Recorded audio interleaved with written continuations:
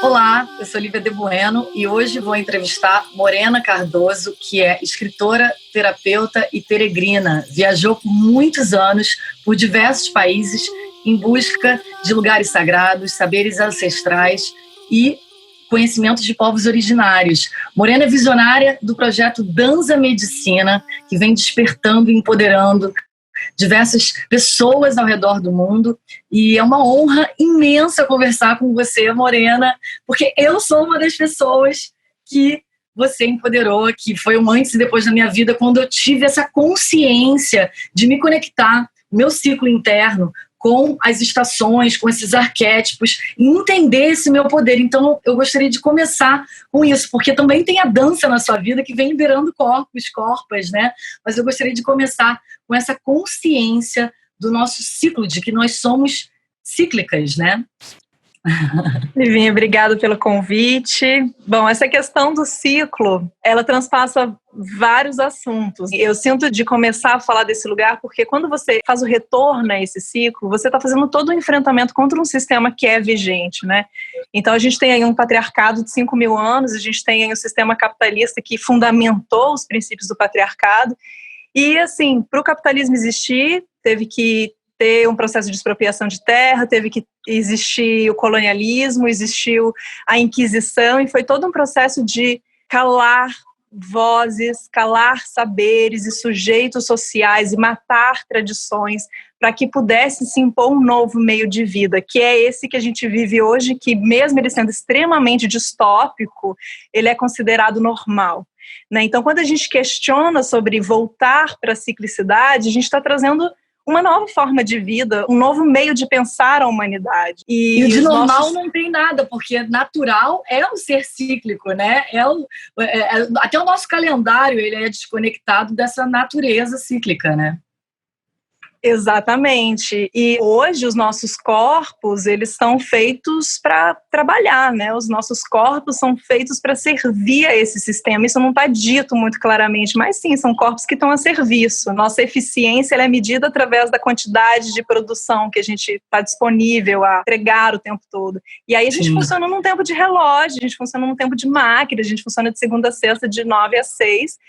E tem várias subjetividades a nível individual que são perdidas nesse processo, quando a gente não olha para esses tempos internos. Especialmente para pensar nesse ciclo individual, quando a gente percebe que o corpo ele é regido pelo cosmos, ele é regido pela lua, que a gente tem esse ciclo de vida, morte e vida pelo sangramento, por exemplo, pela menstruação.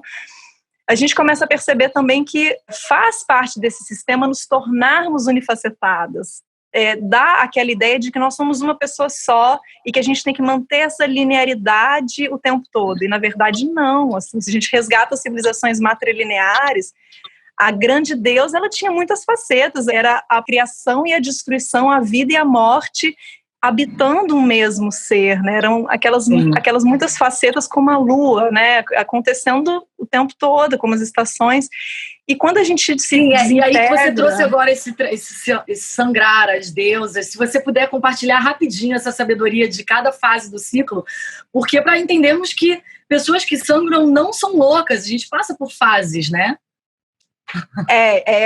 Às vezes é uma montanha russa, mas quando a gente começa a estudar esses ciclos, a gente começa a entender que existe um padrão. Esse padrão, ele vai muito junto com tudo aquilo que a gente percebe fora de nós. Então, ao observar a natureza, a gente consegue se observar também, né? Então, quando a gente fala, por exemplo, da fase da menstruação, quando a gente está tendo sangramento, a gente está falando sobre a lua minguante, sobre esse obscuro, esse silencioso, essa visão que vai muito pela intuição, né? Que é enxergar no escuro. A gente fala sobre o inverno, a gente fala sobre a semente que ainda não germinou, sobre a latência de vida.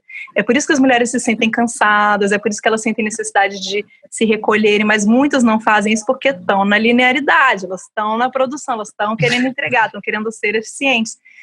Mas muitas tradições ancestrais dizem justamente isso, que no momento da menstruação, quando ela está no maior potencial visionário, que ela precisa fazer esse movimento de recolhimento, de inverno, de semente.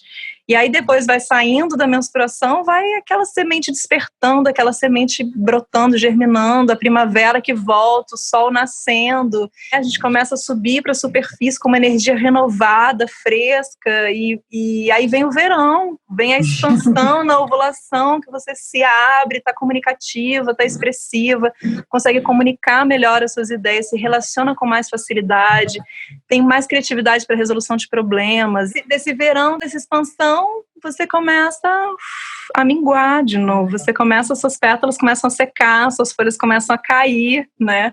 E aí vem a tal da TPM. E depois vem de novo o início do ciclo, que é uma espiral, na verdade, porque se você fica sempre repetindo as mesmas questões também no ciclo, esse início e fim que a gente consegue se localizar no ciclo, ele serve muito para a gente ter uma autoinvestigação e se perguntar como eu estou terminando e abrindo os meus processos. E é uma coisa maravilhosa você perceber que dentro de todos esses arquétipos, tanto daquela mulher, daquela pessoa que está se recolhendo, que está naquele inverno interno, né, ou aquela que está expansiva, nós não somos uma pessoa só, e a gente não precisa ser uma pessoa só o tempo todo. Então, esse convite da ciclicidade é também trazer as muitas possibilidades, as infinitas possibilidades de ser nessa transitoriedade consciente, num equilíbrio dinâmico em cada fase do ciclo, para que você possa explorar diferentes personas, explorar diferentes capacidades. Você pode ser a amante, a esposa, a filha, a mãe, né? E é interessante você ter consciência disso para você ter mais paciência consigo mesma nesse período. Fala aí um pouquinho, né? A TPM ela é tão pesada para quem sangra, assim, é tão denso, né? Eu lembro uma determinada fase na minha vida que pessoas às vezes falavam para mim, assim, no trabalho, alguma coisa, você tá de TPM. Eu achava isso extremamente machista, assim, e eu ficava muito brava. Já tava de TPM, eu ficava mais brava. E aí depois eu comecei a falar, gente, mas é maravilhoso, que grande oportunidade eu tô tendo, porque o que eu observo nas pessoas que conseguem abraçar esse lugar de sombra, porque a TPM nada mais é que o seu corpo de dor se expandindo e ficando um pouco mais acessível, assim, você consegue tocar suas feridas com mais facilidade, você consegue acessar conteúdos mais profundos mais fácil, né? Então, ele pede recolhimento, ele pede observação, autoinvestigação, silenciamento para observação. Eu chamo TPM de tempo para meditar. E as pessoas que conseguem abraçar esse lugar dessa sombra e olhar para ela, né? Olhar para você, olhos nos olhos, com muita honestidade, sinceridade, dizer o que está acontecendo aí dentro, né? Qual que é a questão? Por que você está irritado realmente? O que não está legal na sua vida que você gostaria de mudar? O que te incomoda? E não é sobre o outro, é sobre você mesmo, sempre sobre nós mesmos. Começa a partir de nós, né?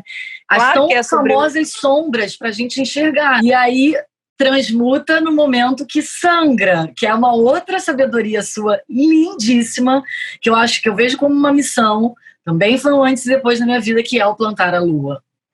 Explica o que é o plantar a lua e essa sabedoria na sua vida. A primeira vez que eu escutei, eu achei estranhíssimo, achei, assim, usando uma palavra mais densa, eu achei nojento, mas depois que eu fiz a primeira vez, é realmente, assim, mágico e empoderador e realmente é um poder para você transmutar essa sombra que apareceu no tempo para meditar, na TPM, né? Gente, eu tenho essa sensação muito forte, que eu tô na TPM, eu tô com essa energia muito mental, eu tô com uma tensão na região, né? Eu trabalho com dança, eu me estresso muito no corpo, mas assim, uma tensão que é uma sensação aperto, de aperto, é como se eu não coubesse na minha pele, né? Assim, eu tô querendo, me sinto desconfortável. E quando vem o meu sangue, para mim é claro que essa energia ela vai para baixo. No Ayurveda, eles chamam isso de Apanavata, que é uma energia etérica em direção à terra. E isso eu sinto isso muito claramente. Antes eu não gostava de ficar menstruada e hoje eu agradeço. Hoje eu falo, uau, vou transmutar tudo que eu não gostei desde a última menstruação. Uau, gratidão, né? Vou poder transmutar isso, as sombras, né?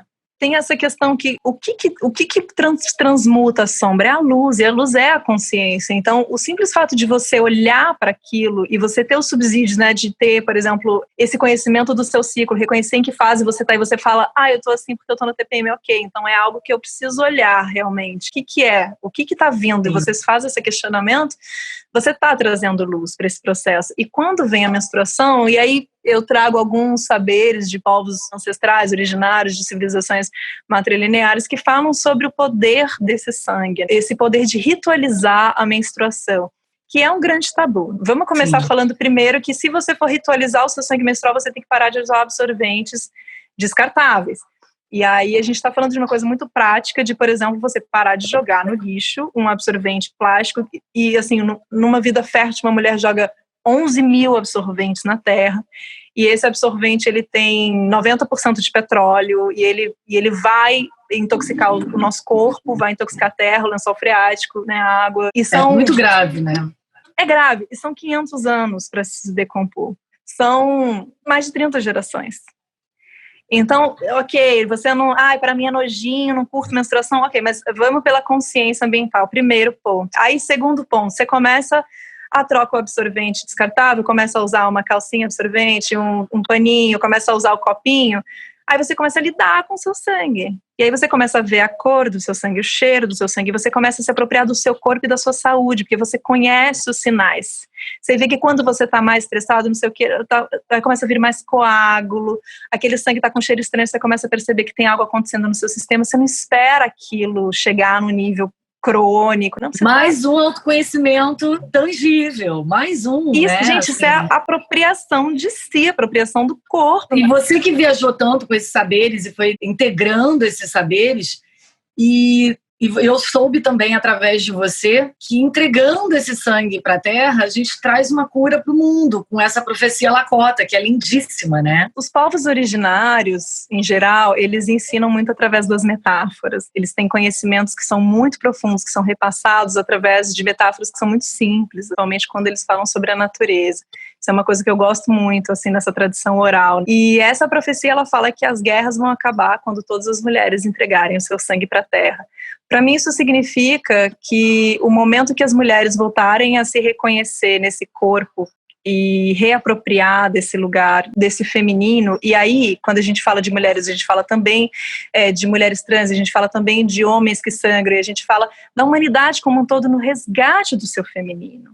As guerras vão acabar, porque as civilizações matrilineares não tinham guerras. Quando a gente resgata a história, a arqueologia, a história dessas civilizações, você percebe que existe um marco histórico e existe uma forma da humanidade ser diferente. Fazendo essa pesquisa, né, por diversas tradições, eu percebi que todos esses povos originários têm algum tipo de ritualística de entregar algo para a terra como um pago, como uma forma de devolução, de agradecimento, de... É um equilíbrio, né? A gente tira tanto da natureza, né? Então, enfim...